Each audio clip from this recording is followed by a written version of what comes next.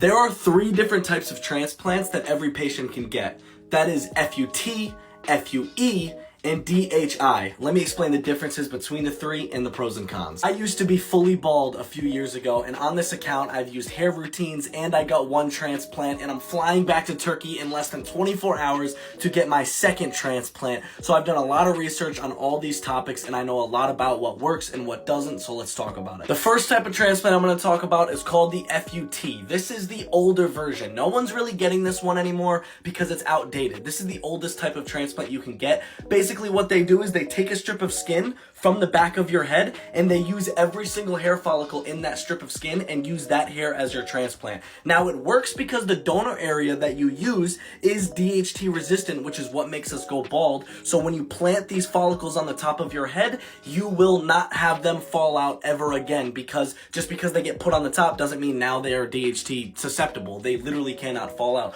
But the reason why this is the worst one and the most outdated is because it leaves you with a pretty large scar on the back of your head. It's not anything absolutely insane, but it's a very noticeable scar. And just because it's in the donor area where it's DHT resistant doesn't mean every single follicle in that strip of hair is good for a transplant. So this is the transplant that people would get in like the 90s, early 2000s, but things have gotten better now. The next transplant is the exact transplant that I got last year. It is called the FUE transplant. This is the more updated version of the FUT transplant. It's basically the same thing, except instead of taking a strip of skin from the back of your head, leaving you with a nasty scar, they use a microscopic tool to basically analyze what follicles will be better for the transplant, and then it's taken from your sides and your back in a way where it won't be noticeable at all. There's basically 0 scarring. The only scarring you get from an FUE transplant is if you look very, very closely,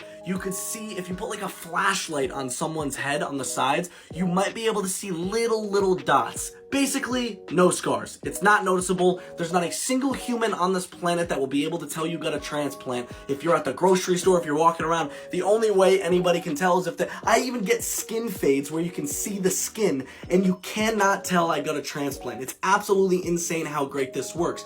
But there's now a even newer version of a transplant and there's a lot of hype about it. So basically, let's talk about the FUT transplant versus the DHI transplant and which one you should go with. New DHI technique is basically where they use a specific pen that puts these follicles in your hair, and it basically saves you from human error a little bit.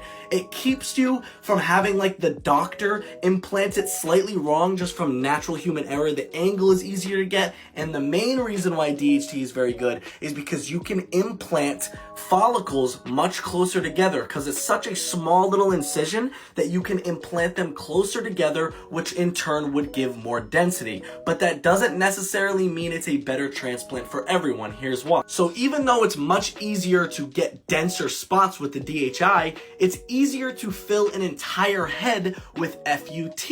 It just makes sense that way. So you might not have the most dense hair, but it will be overall more filled in if you're someone that is a more extreme case such as me, which is why most likely, I'm not totally positive yet, but I probably will be going with DHI for my 2nd transplant, because as you guys can see, I have a very good set of hair at this point, and I just need to fill in what's still kind of light. As you can see, the top is still not perfect yet, so DHI might be perfect for me, but that doesn't mean a DHI transplant is better than an FUT transplant. Like I said, it's not one size fits all. It's everyone is kind of in it together, figuring out what's best for them. But yeah, I'll make one more video tomorrow about my transplant and all the details and when I'm about to fly out, and then it's go time, baby. But I'll give all those details in the video tomorrow. I love you guys so much.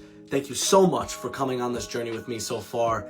We ain't done yet, but we're almost there. I love you guys. Peace.